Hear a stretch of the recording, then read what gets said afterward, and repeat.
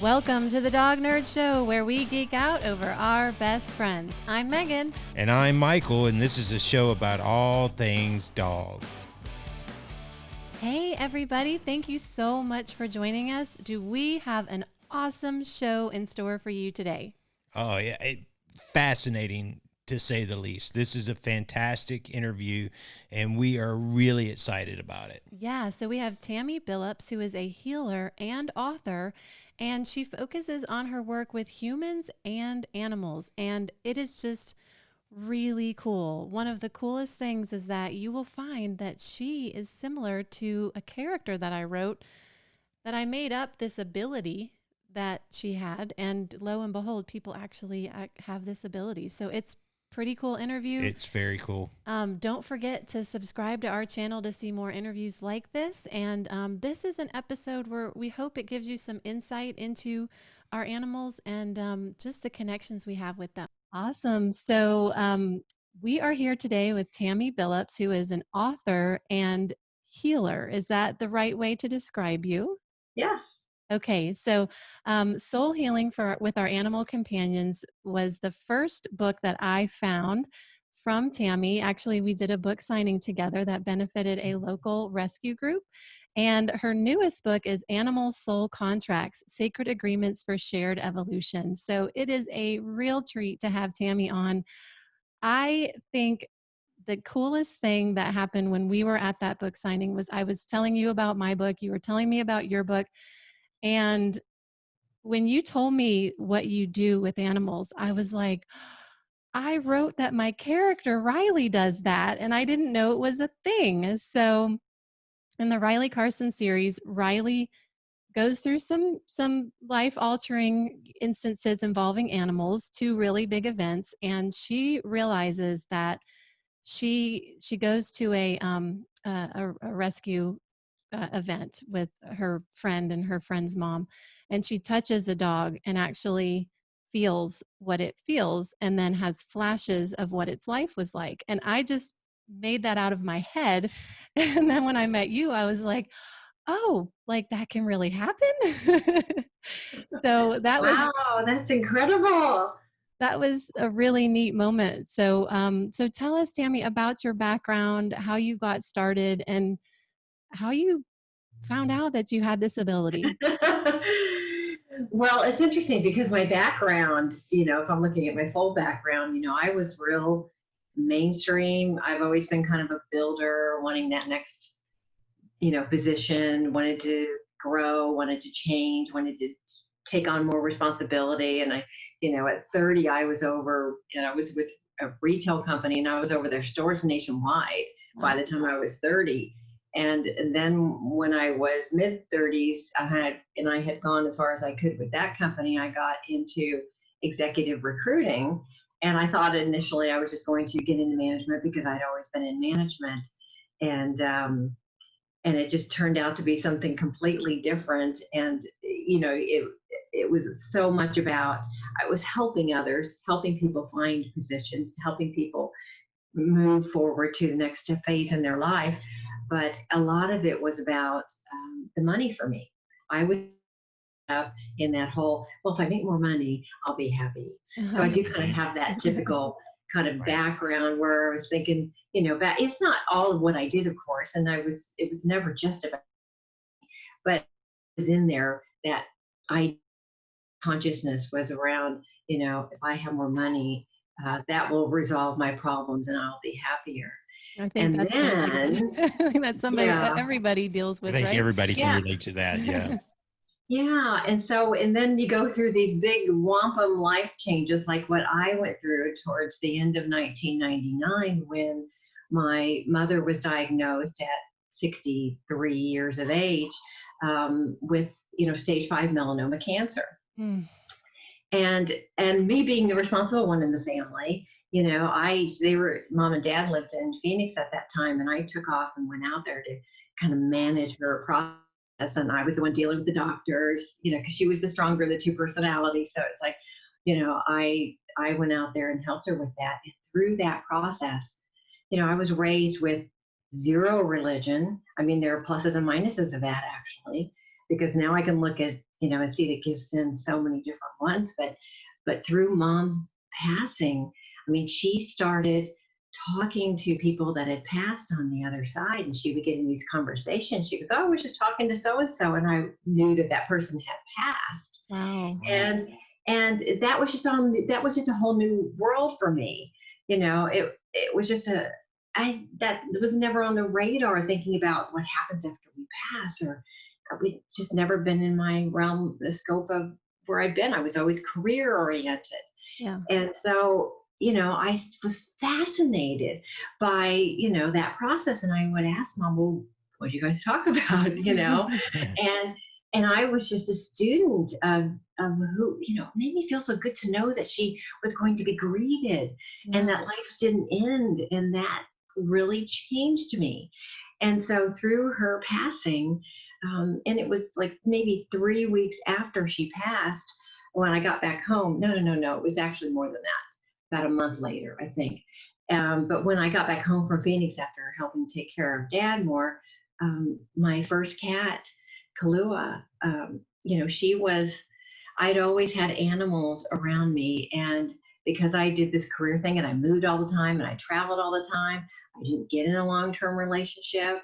I was just so much about career. So of course I had animals, right? Because we need, this social contact, the personal contact regardless. And they were my babies. Yeah. They were my kids.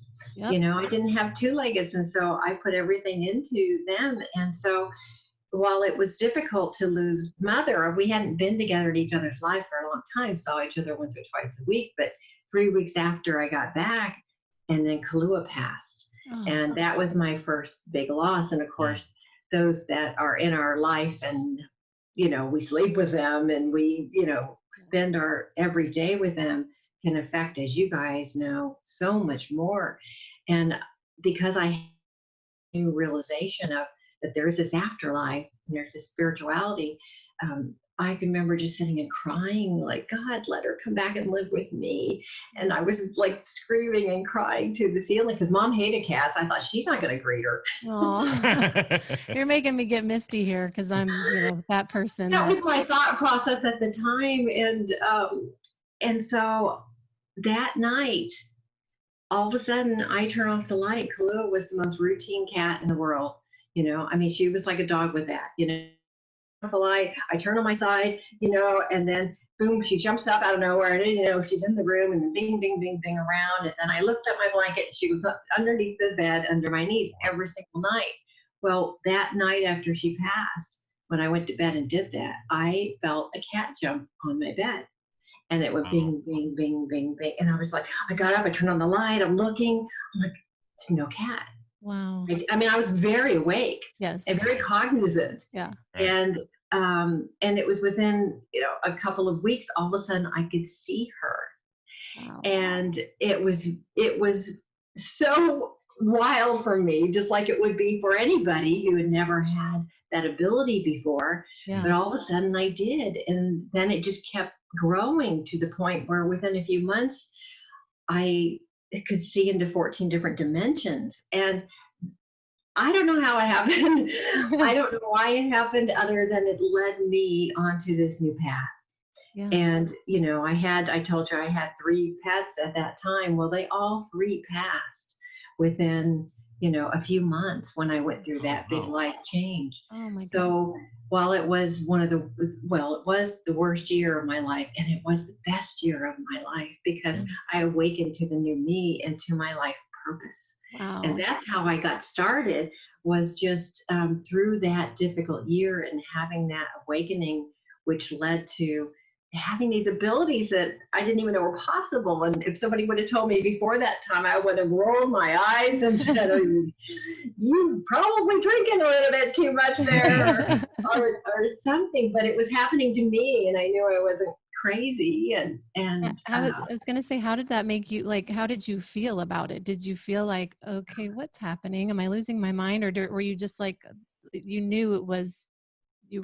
It was very scary, actually, because I wasn't just seeing Kalua after a while, and I was very private, as an introvert, and so I didn't know, I didn't even know who to talk to about it. Right. I didn't know where to go. I didn't know what books to buy. I didn't know anything. I never once thought I was crazy. I knew it was a very tangible, real experience Yeah. because I would have conversations with these beings on the other side.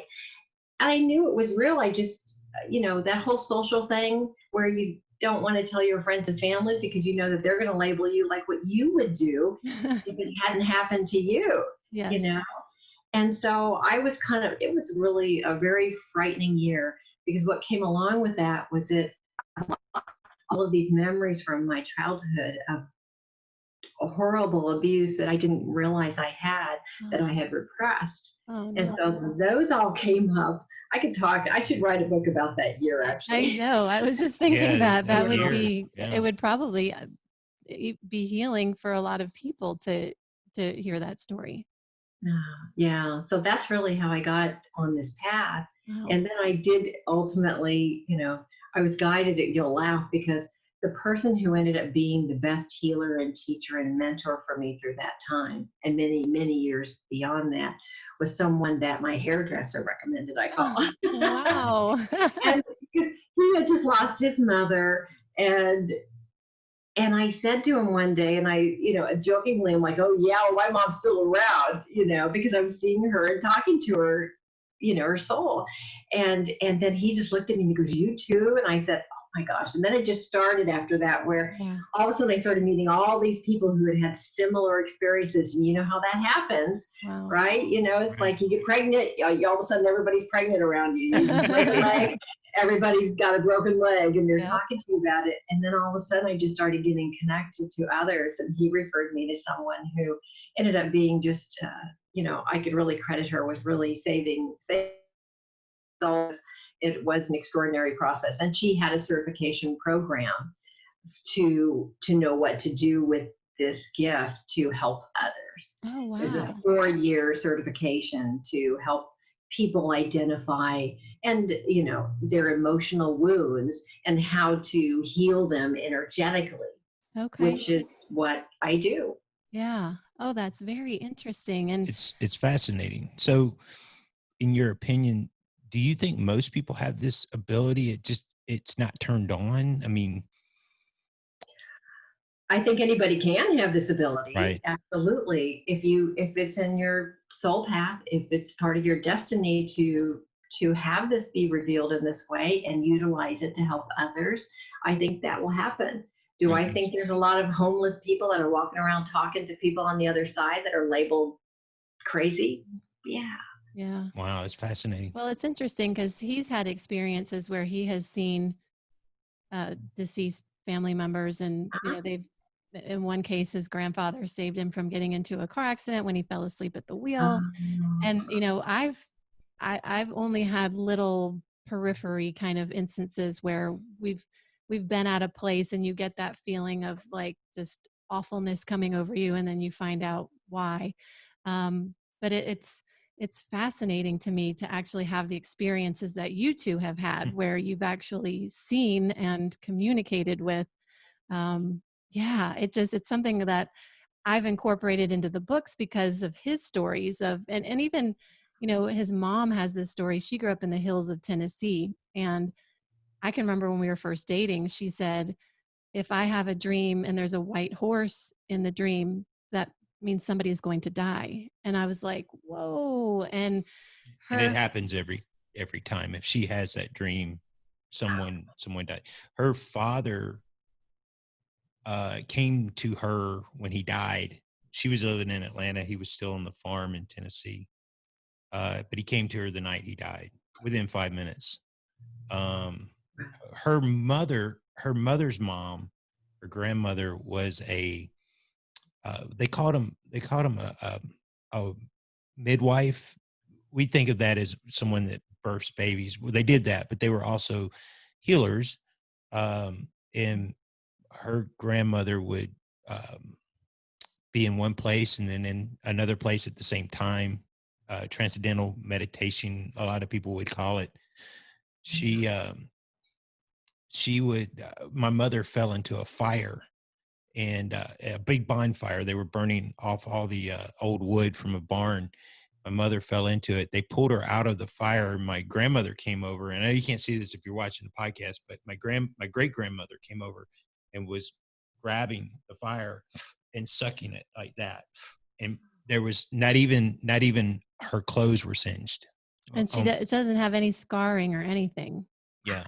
Yeah. So, and my mom to this day, she made my father get a radio, because when he was going to work early in the mornings, she would hear people walking up and down the hallways at their house they live in now. So she's got that. I don't have that. I mean, my grandfather woke me up, but that was probably because he needed to. However, he got channeled into doing that. I don't know, but I have experienced the other world, if you want to call it, but not in the sense that you have. And I find your story very fascinating, that the experiences of that year led to something that has helped so many other people. And I think that's fantastic. Thank you. That's certainly my goal. And And so life is so much richer when you're doing when you're helping others. It must be. I mean, I look at you telling this story about your life before and your life now, and it's almost like the story before of the corporate world is in like black and white, and then this is like in technicolor, because it's just, I think what you speak about is something that like everybody struggles with. I went to college, I got a job, I'm working this job, and you could be very successful, but are you enriched, and are you doing something that's meaningful and valuable? And I think that it's incredible what you went through and the point you got to. And I think it's amazing and super cool. Well, thank you. And I didn't expect to work with animals in the beginning. I was going to ask that. Yeah, I did always have that office or cube or whatever, no matter what I was doing, where people could come in and they knew that they could talk and they weren't going to be judged in any way. They were going to be accepted as they are. So I would always say, well, if I was good at school, I would have been a psychotherapist. And then I learned that I could be a healer in this way. And I was trained by 2 psychotherapists, along with many other psychotherapists who were just adding this in as another modality. Okay. And then it was through the training process that I said, I wonder if this will work on animals. Right. And then I just started asking my friends if I could work on their animals. And it was amazing how quickly the animals would respond to the healing work, because they don't get in their head. They're not overthinking it. They just go, oh, I know what this is. And then they just allow the connection, and they allow the healing much more quickly. But what really got me on, I guess what you would call my lane, is that when I began doing sessions on animals, and I could, at that point, I'm seeing energy, right? And so I could see these defense patterns in the animals that were the exact same and were mirroring what their person held. So if I was looking at an animal and I was seeing this defense pattern energetically around an unhealed or unresolved abandonment wound, I would see the same pattern in their person. Wow. And this happened in every single situation. And that to me was just extraordinary. Yeah. That's why I say Riley is a worrier, because she mirrors me so much, even though Finley and I he's my soul dog. But, Finley loves me, Riley loves Michael. I mean, it's just, they love both of us, but, they gravitate towards each of us in that way. But she's a total mirror for me. She's a goofball. She's nutty, but she worries, and she's so empathetic. If you get upset, she's in your face, and almost to where it's annoying. You're like, okay, I'm fine. It's just a Georgia game, But it's interesting because, I don't know if Finley mirrors us, but I definitely see it with Riley. They always mirror us. If they're in our house and in our heart and home, they're going to be mirroring something for us. Do they sometimes take ailments from us? I've heard tales of people saying that they were diagnosed with a type of cancer, and then the dog ended up having that cancer, and then the person survived and the dog passed. I mean, is that something where they could actually take away our? They can, and their souls are evolving as well. And so they want to serve people. That's what really motivated me to do a deeper inner healing journey. I was always sick a lot in my 20s and 30s. It wasn't just because I wasn't unfulfilled. Some of it was because of the past wounds that I had repressed that were just showing up physically. But my animals, if I got asthma, my cat got asthma. If I got a UTI, my other animal got a UTI. And even then, even though I didn't have the level of consciousness I have now, I thought, what are the odds that they have the exact same physical ailment? And that doesn't happen in every situation, but it motivated me because of how enmeshed I get with my animals to work on my own inner healing journey. And I'll tell you what, when I did that, and I'm always going to be doing that. I'm always healing myself, and we're never done. But my animals got so much healthier. Wow. Oh, that's great. That's an important thing for people to understand, because when you think about could what I'm doing to myself or not doing for myself affect my animal, I think then that takes it kind of to another level where you don't want to make them unnecessarily you don't want to make them suffer, unnecessarily with, respect to your issues. So you ever noticed, does it go the other way where an animal gets sick and we pick up those traits or start showing symptoms of them? Sure. Again, the closer emotionally we get to our animals, the bigger chance there is of the more physical things showing up. At the minimum, the emotional things are going to show up. But yeah, there's nothing we wouldn't do for our kids, right? Yeah. Exactly. So if you know that, then absolutely, because sometimes, as you guys know, in rescue work, I learned more than, I've donated over 1,000 sessions over the years to, the shelters. And I always get the bad cases, deemed unadoptable. Those are the ones that they're wanting to try anything with. And some of their stories are just horrific.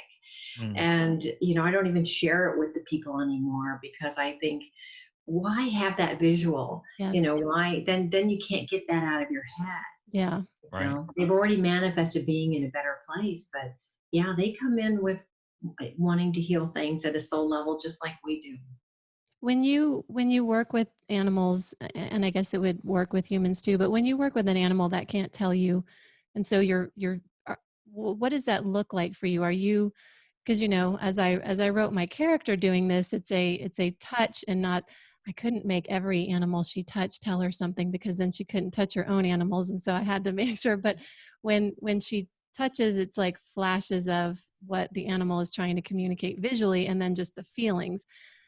What is the process like for you, somebody who this actually happens to? What does that feel like to you when you say you've got a rescue case where it's a rough case? How does that work? Yeah, that's a great question, and it's different for each person. Okay. For someone that's a healer, Okay. everyone experiences energy differently. And so for me, what I learned was early in the process, I used to go out to barns and people's homes and whatnot. And then I started in my part of my training for people, I learned how to do this remotely, where you just go into yourself and then you tap into their soul, heart to heart, soul to soul. And I started trying that with animals. And it turned out that it worked even better, because if you're in the house, they're on guard a bit. There's a stranger in the house or in the barn or whatever. Yeah. And I found that the more relaxed they get, even to the point of going to sleep, it's more of a surrender mode for them. And then we can really get to those deeper emotional wounds. So now I've been 100% remote, or just over the phone or Zoom, for a long, long time now, almost 2 decades. And so I usually tap into them and I ask their soul's permission if I could connect with them heart to heart, soul to soul. And then immediately I will feel on my body what they feel on theirs. And then I just see this healing process starting to happen.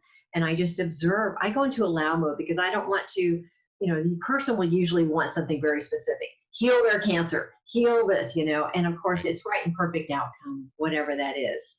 There's a plan, there's a higher plan for everything. And so I go into allow mode, and I'm just able to see energetically what, emotional wounds they haven't healed, where the energy is going, what's clearing. So sometimes there's anger or grief or sadness clearing, or trauma from, their background that's clearing. And then I actually will see this kind of backfill of this really yummy energy coming in. That's a higher vibration. It usually has very specific colors. So I will see, you asked me specifically, I will see different colors and rays of light that come in. There's this one purging red light that comes in. I call it the Roto-Rooter Ray.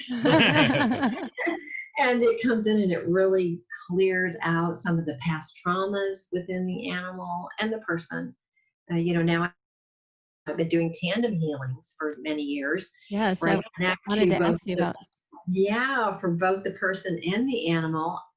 I visualize just like a triangle between our hearts as we connect during these sessions, because I really wanted to find out if the person who's mirroring them the most, who's more enmeshed energetically, if they would both heal faster Yeah. and the outcome would be longer lasting, if I did that. And the answer was absolutely yes. Wow. Wow, that makes sense to treat them together, and I know this is something you've trademarked, right? This is. It is, yes. I did a lot of hundreds of case studies because I wanted to see how it would work. And did every pairing have great results? No, but many more of them than what I anticipated had extraordinary results. Wow. And it's really, again, for those people who were very open to looking at their own wounds. And for those who aren't, I get a lot of calls, obviously, for just the animal, and sometimes that's very appropriate. But if they do emotionally, if they're very close, the animal is probably going to heal quickly during the session, but then might revert back if the person who's mirroring that same wound hasn't worked on their stuff, because they're just going to absorb it again. Yes. Yeah, That that makes makes a lot sense. of sense. Yeah. Absolutely. Yeah. It's fascinating, and I think that one thing that all of us animal lovers have a hard time understanding is when people will just, oh, we don't have time for a dog anymore, take it to a shelter, or even rehoming it being traumatic for that animal. So, are you here to tell us that yes, that is the case, that these animals can feel abandonment? They can feel, I mean, because we know animals feel pain and joy and, emotions. Would you say yes, that is, that is the case, that they can feel those things? Oh, sure. Yeah. I mean, they've had invasiveness in their background. As you know, a lot of them get have a lot of trauma in their background. That's invasiveness. They get abandoned. They get betrayed. There's 5 core emotional wounds, and um, and sure they feel that. But know that when you are relating to an animal for being abandoned and return, adopted, returned, those stories, Yeah. know that that's the part of you that's been abandoned that's tapping into that. It's like we kind of relate. When we Gotcha. can relate to what we perceive the animal is feeling, Mhm. that's helping us tap into a part of our wounding that needs to come up to be released. Okay.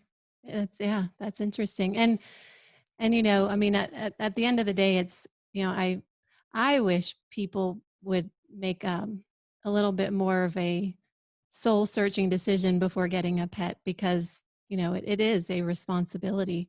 All we can hope for is that those that do go through that process end up in a better, more loving family situation, because that just, the fact that a lot of people feel that pets are disposable, like, oh, I'm going to get a pet because it would be cool to post on Instagram. And then they realize what a commitment it is. I mean, I've heard that having a dog is like having a toddler for the entirety of their lives, because that's the point that an animal or a dog will mature to. So it's a lot of responsibility that, should not be taken lightly. And when we talk to somebody like you, and the mirroring and the emotions that they feel, I hope this helps people understand, a dog is not just a dog, and a cat's not just a cat.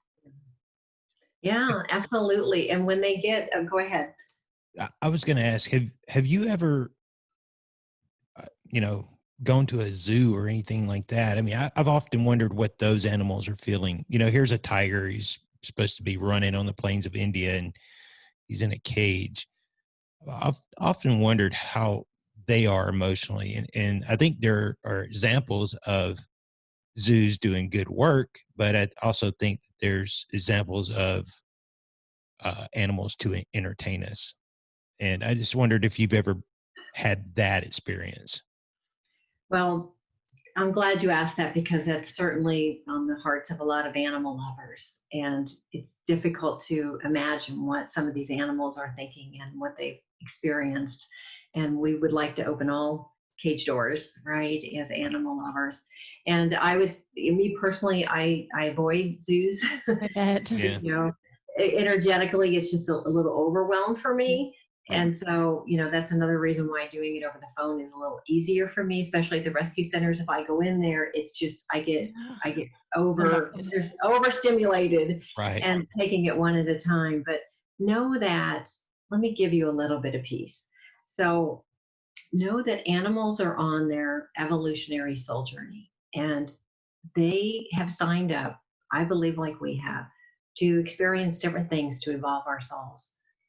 I mean, certainly animals are counting on us to speak up on their behalf. Don't get me wrong. That's in there. We need to speak up on their behalf, and they're counting on that. But those souls sometimes that have chosen to be in those situations have chosen to be part of the change that they hope will happen through that. At a soul level, they may have chosen exactly that. And some of them, as I've worked at rescue organizations. I've worked on a tiger before. I worked on different animals, and sometimes they will say that a big part of this was that they wanted to educate humanity about their kind, about their species, It's and interesting. Yeah. and they're okay with that. That doesn't, again, if they're mistreated, it doesn't mean we let that go. But there could be a higher purpose, I guess, is my point, to their individual soul's journey. Oh, that makes sense. Yeah. Yeah. So with that question, I wonder too. I had a moment with a lizard a couple of weeks ago. We often think about our pets, but do you feel the energy in nature as well? Like when I think through this quarantine, two of the great things is, number one, being at home with the dogs every single day, working from home has been a dream come true. Yeah. Um, but I've been spending a lot more time outside in my hammock, listening to the birds. I did see a snake a couple of days ago that bothered me, and it was non-venomous. So I try to be like, okay, you're good. Just, I'm going inside now. But I was planting some flowers in the front of the house, and there was this lizard there was a rock, flat rock right there. And there was a lizard there. And I was like, I called her a she. I don't know why. I'm like, hey, I'm just going to plant some flowers so you can have a prettier spot to enjoy. So, you know, I'm going to be right here. And so she hopped off the rock and went right up by the side of the house, only about a foot and a half from me. And the whole time she sat there watching me, not afraid. When have I known a lizard to just sit there while I'm planting flowers and, not be afraid? And it was the coolest thing. And so I'm talking to her as I'm gardening. And I told Michael, I'm like, oh, wow, the neighbors are going to think I'm nuts because already, I'm goofy. But, I'm now the lady that's talking to the lizard, talking to the chipmunk. So do you have do you feel their energy too when you're in nature? Yeah, I was laughing because welcome to my world. Um, yeah, I mean, whatever nature gives us, nature's animals are messengers for us.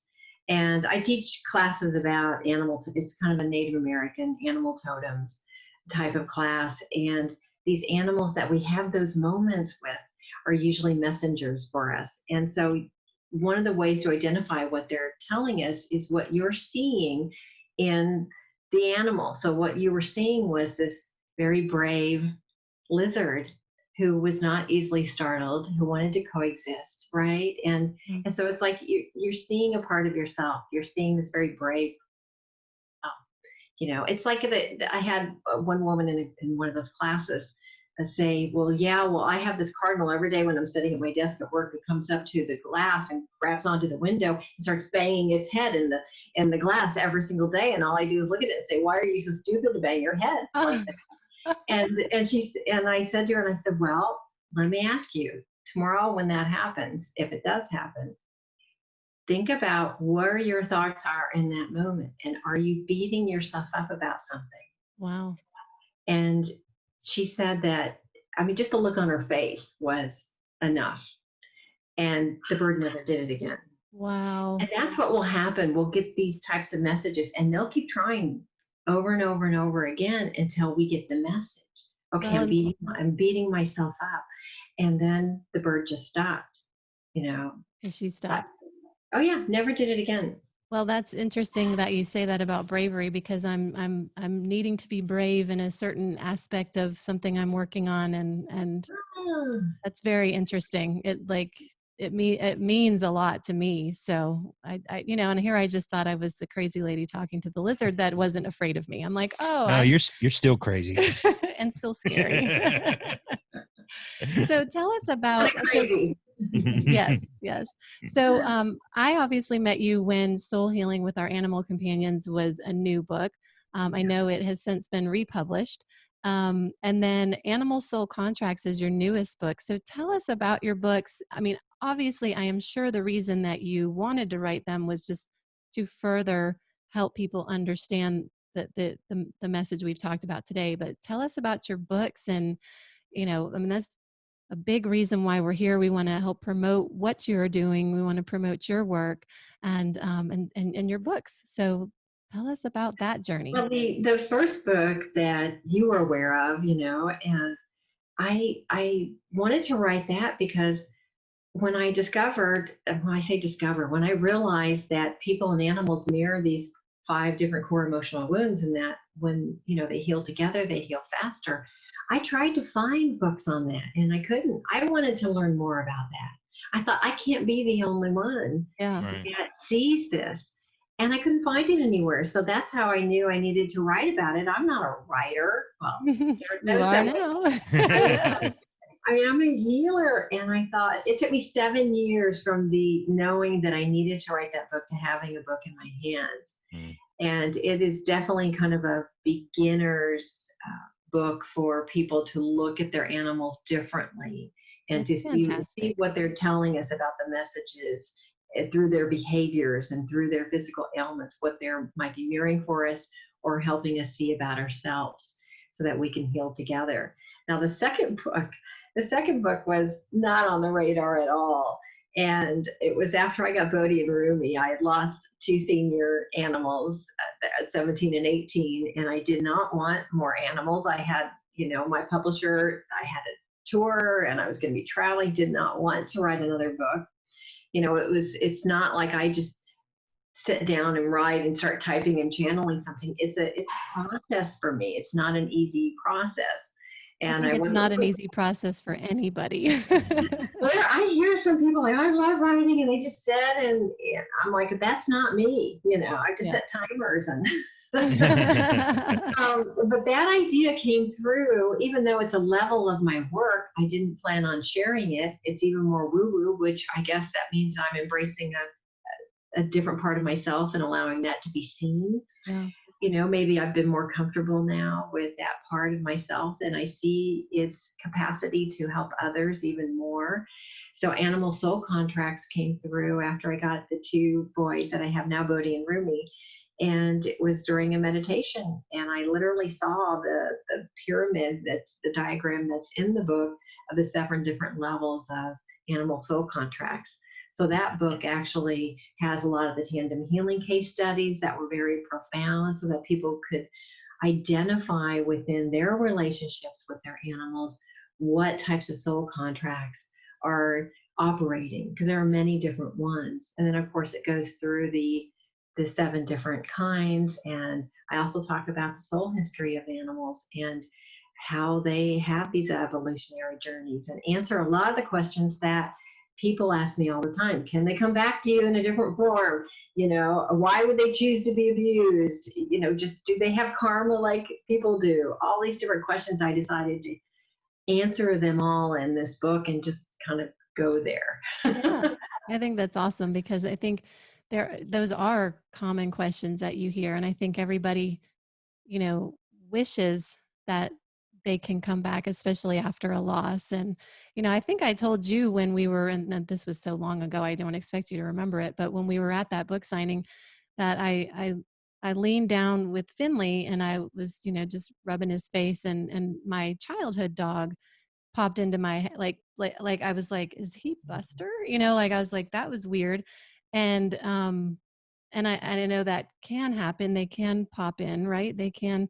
So I don't know if Finley and Buster are the same soul, but Buster was my dog as a child who I only had for 3 years. He got hit by a car and killed. So, and I was devastated because, you are, and I'm highly sensitive person. So, yeah, I think a lot of people have that question because when we do connect so deeply with these animals, we do have some hope that, they will, that we will see them again.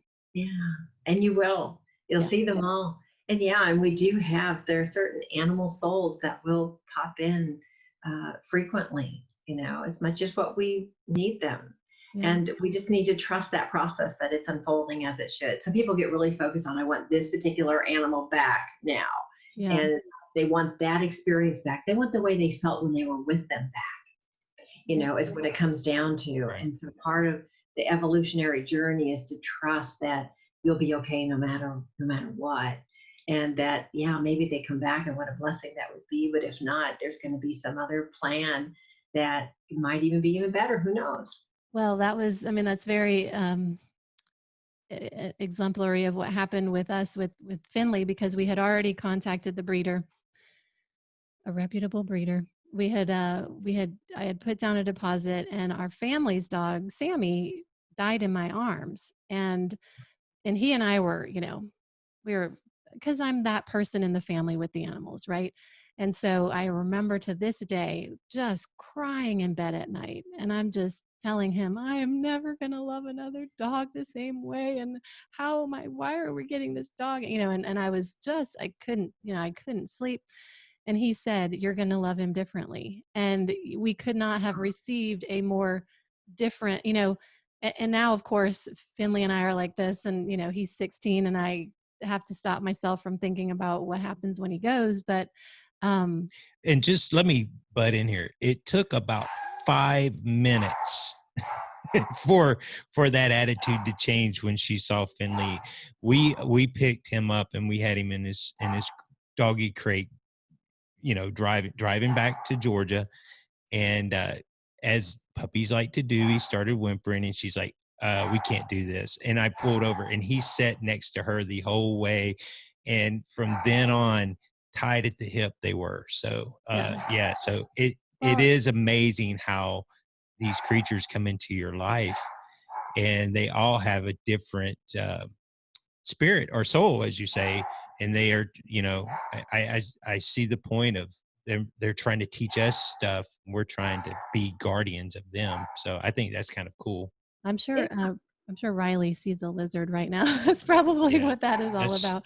But I mean, it was, because we do feel that deep pain when we lose. And then, I don't think it can be the same soul, because Sammy was still alive when Finley was born. So, but yeah, like when he said, you're going to love this, and Finley could not have been more different. We're talking a Yorkie versus a Border Terrier, much higher energy, much different animal. But it's fascinating stuff. And I think, can you give us a snippet of like what the animal soul contract means? Like there's 7 different ones, but it's the contract that we have with our animals, or? So as at a soul level, we actually, these contracts are, for both of our souls, we've chosen to come together for growth, so that we will heal together, so that we will grow together, learn more together, and experience more love and less struggle. I mean, that's the goal of every soul contract. We have them with people as well, and those are well documented. But I wanted to document these contracts that we have with our animals, because for those of us that don't have kids, not that if you do have kids, you don't get as close, but I mean, especially for those that are empaths and introverts and highly sensitive and don't have two-legged kids, we tend to get a little closer to our animals. And the closer you get with them, then you're absolutely going to have these soul contracts for your mutual growth. And the top level of the pyramid is, I call it the pinnacle teachings. And those are the ones that are most commonly known that you've experienced. Those are the unconditional love, the grace, the acceptance, these high vibrating, teachings that they come into our life to help us see and believe in and integrate into our psyche, into our being. That is fantastic. Well, I know we've taken up way more of your time than I even said we would. And I knew this was going to happen because I could talk to you all day. I have no idea how much is fine. Oh, is there anything else that you would like to tell us about your books, your practice? I know that people can contact you from anywhere to have sessions, either individually or with their animals. Um, Tell us where people can find you and what you can do to help. Well, thank you. Yes, I have. It's an all virtual healing practice, so I've been very busy these last few months with this pandemic, because, and especially with the animals who are holding such a higher vibration for us right now, and being the conduits to help us heal globally, I believe. But my website is tammybillups.com. I offer individual sessions for people, animals, and of course the tandem ones. I have supervisory groups for animal practitioners to help grow their business, and the books, and I have lots of workshops and webinars about the contents of the book. So it's all on my website. I'm I just need to so take grateful. some of those workshops. That'll help me with writing these characters. And I also want to add, I know it's probably not a big focus, but you've got some great meditations on the Insight Timer because I've listened to them. So Oh, thank you. people can check you out there too. And yeah, it's interesting you mentioned the pandemic because I was going to ask you now, not only do we have the pandemic, but we have the unrest in across the globe. Mhm. That's got to be affecting the animals just like it's affecting us. Yeah, the animals roll with things, as you know, a bit easier, and especially the ones in nature. They just their instincts allow them to pivot and shift. It's Yeah. like when there's a storm, right? Yep. They don't think about, oh, there's a storm coming, I need to do this. They just do it. Yeah. They just tap into it. They haven't lost that connection. They really nurture their connection to a higher power in a way um, that we could emulate, strive to duplicate in our lives, and just trust. So, yes, they're affected right now, but they are moving it out. They have ways to move out traumas that are much healthier responses than what we do. But they're here to help mankind yet again. That's so great that you said that they have that faith and trust in the higher power and that we can all learn from that because that is something that I have found throughout this scenario is that I'm trusting in God and I know that we are all going to be okay. And, I think that just helps in so many ways. And I do. I watch the ants and I watch the birds and I'm like, they're all going on with their lives. Like they're not stopping and being scared about something. They've got to go get food or go build a house or whatever. And so that was something that I noticed early on when I was sitting out and watching the critters. I thought, they're not freaking out. Maybe we Well, they're should be. probably happier because the air is purer, and Yes. and things are quieter for them. There's not as much energy. Yes. So I'm sure they are loving the deep breath that Mother Earth has received the past few months. Absolutely. Well, thank you so much, Tammy. This has been such a treat. And everybody make sure to find her at tammybillups.com. You will find a wealth of information on her website. And I'm definitely going to check out some of your workshops because I just think I can learn a ton from you. Fabulous. So much for having me. Oh, thanks for being on. Really, Yes. really enjoyed it. Thank you so much. We really appreciate it. Okay. Bye bye. Bye.